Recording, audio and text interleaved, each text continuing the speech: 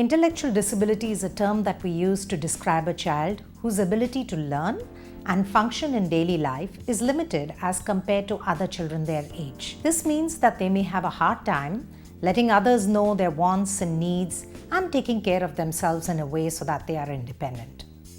Intellectual disability varies a lot amongst children. It can be of different levels. Every child with an intellectual disability, just like all other children, is unique and has their own sets of strengths and challenges. Intellectual disability may cause a child to learn slower than other children and develop more slowly.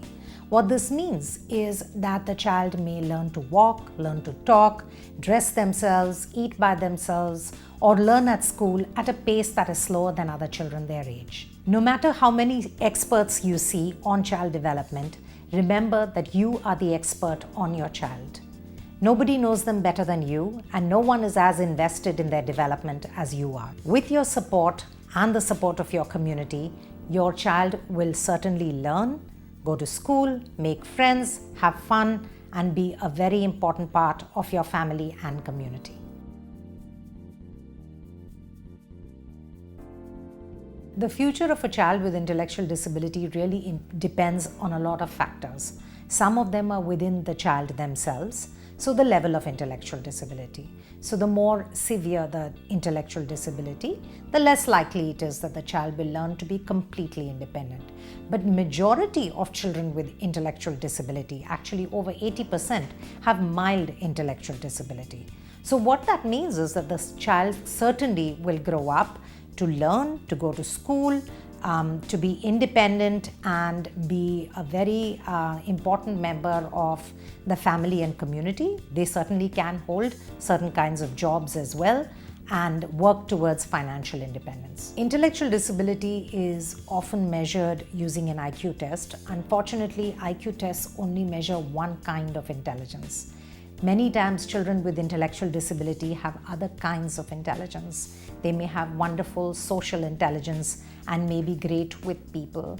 They may have great nature intelligence and may be wonderful outdoors. They may be interested in art or have really good body language or body intelligence that makes them excel at physical tasks.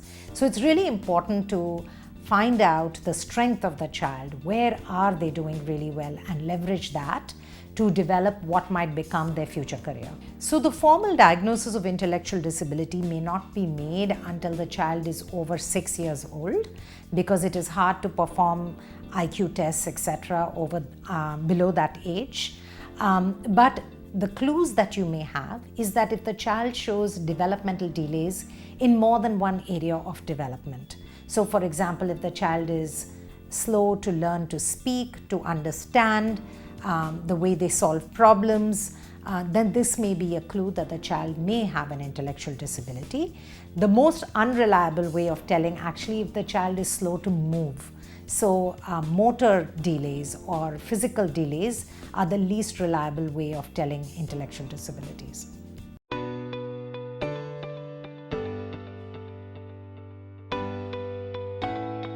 If you suspect your child has a developmental delay or a child that you know has a developmental delay, it is really important to get them assessed as soon as possible, because early intervention makes a difference. Now, the person you get your child assessed by will depend upon where you live.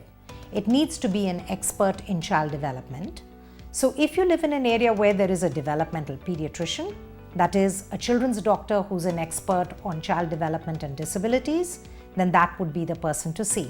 In some areas, that person may be a psychologist, a pediatrician, or someone else. At the assessment itself, the expert on child development may ask you questions about your child's birth, your child's development, and your family history.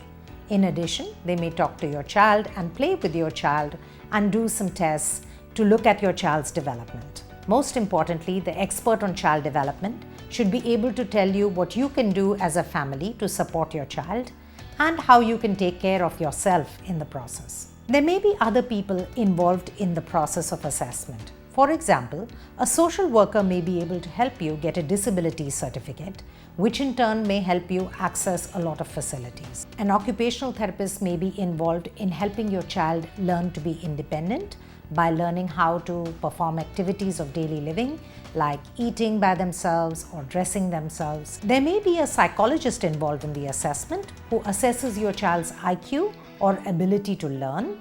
And the psychologist may also be a counselor who helps you and your family cope with the diagnosis and handle other mental health concerns that may exist, like anxiety and depression. If you found this video helpful, do like and subscribe to this channel.